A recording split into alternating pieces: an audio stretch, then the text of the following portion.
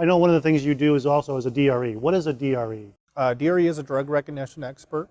The program that I run here in Ohio is it's an international program. The DRE program is, and these are highly trained officers.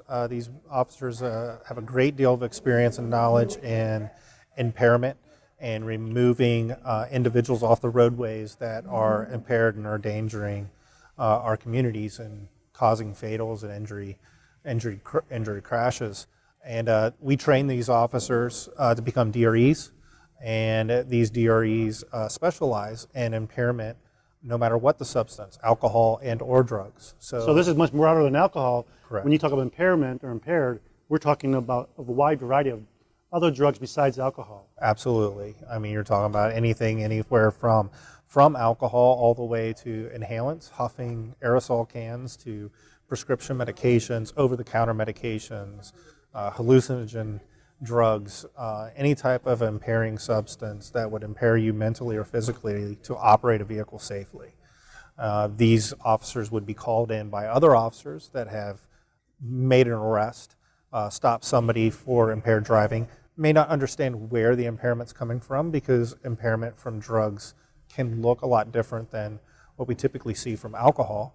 And they know how to look for alcohol. I mean, that's a common thing that can be done. Yeah, alcohol is pretty common. They run into that a lot. Drugs is more difficult. It's different observations need to be made, and it's a little bit more difficult to put your finger, for the officer to put their finger or be able to tell what substance is impairing them.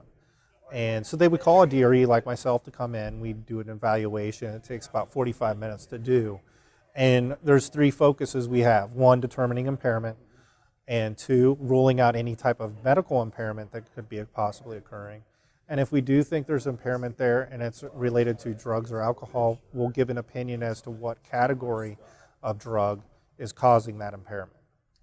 And in fact, the DRE and the DEC program is also known as, this is something that's been studied intensively to see if it works or not. Does it work?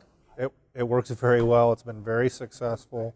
It's been around just as long as our standardized field sobriety testing program, which every officer receives. And it's very alcohol centric. And that's been around since the late 70s. A DRE program has been around just as long. We've now got all 50 states are a part of the DRE program.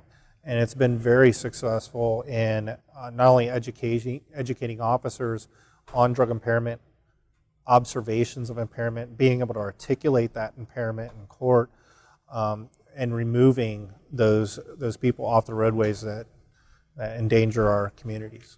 Well, and you mentioned there, endanger our communities. Is drug driving a problem on the highways? Yes. It's becoming more and more of a problem. We are seeing many more illicit drugs, and with the rise in prescription use, over-the-counter medications, a lot of these prescriptions and medications and substances that people use have impairing effects. And when they get behind a wheel, they do endanger the lives of themselves and many others. So it's very important as law enforcement that we're able to recognize those impairing signs. And like I said, a lot of times it's different than what you see from alcohol. The impairing effects aren't necessarily the same, but it's still impairment. And being able to recognize those things, that's what the DRE program does. And it brings that education also to the officer through the ARIDE program, which is the Advanced Roadside Impaired Driving Enforcement Program, which is like an intermediate course. It's only a 2-day course that is trained to a lot of officers.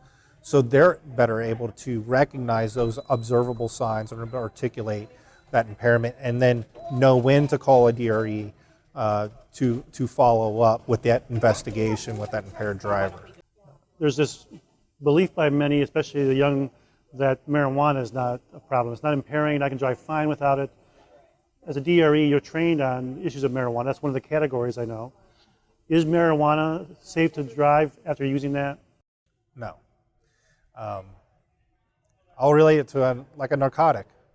When we're hurting and we have pain, we are prescribed narcotics, typically like Vicodin, codeine, oxycodones, to help with that pain, to dull that pain. Unfortunately, the side effect of those drugs are they also impair you. Marijuana will impair you. It's a drug, and it has impairing effects. THC, the psychoactive ingredient in cannabis, is an impairing drug. It impairs your perception of distance, time, your divided attention skills, which are required to operate a vehicle, are diminished. Your reaction speed, your ability to process information, all of those things are impaired with the use of marijuana. But unfortunately, I believe with the debates on legalization of marijuana that's happening across the country and the medical marijuana use, unfortunately, I think we've desensitized our communities and our young people in thinking that it is a safe drug, and it isn't. It can cause impairment, and it's certainly a danger if you get behind a wheel after smoking marijuana.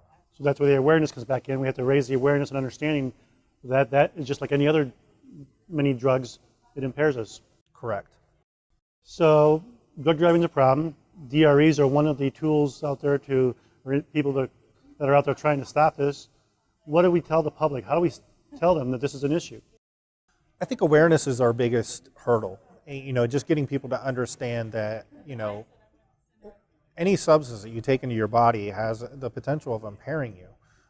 And people just need to realize that just because you have a prescription from a doctor or you're taking over-the-counter medication doesn't mean that it doesn't have the possibility of impairing you. The interaction between drugs and or alcohol, use of alcohol with drugs, is extremely dangerous.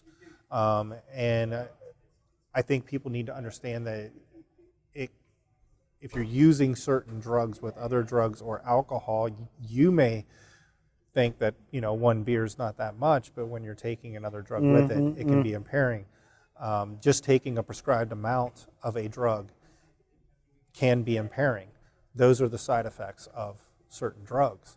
So I think the best way to do it is that awareness. And just because you have a prescription and you're taking as prescribed doesn't mean that you might not be impaired.